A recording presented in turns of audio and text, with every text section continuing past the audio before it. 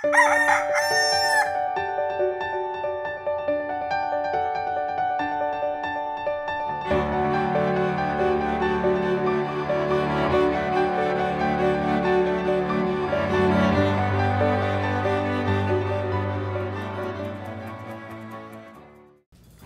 umaga mga kapamilya.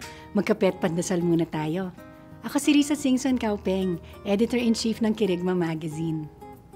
Nung minsan, may narinig akong paring nagsabi, napakaraming mga mahusay na Kristiyano, pero kulang na kulang ang mga mababait na Kristiyano. Ano ibig niyang sabihin? Minsan, hindi halata sa ating gawa at asal na tayo ay palasimba at paladasal. Bakit? Dahil pagkatapos manggaling sa simbahan, sinisigawan naman natin ang mga kasama natin sa bahay, namumulaklak ang labi natin sa mga mura, at nandaraya tayo ng kapwa.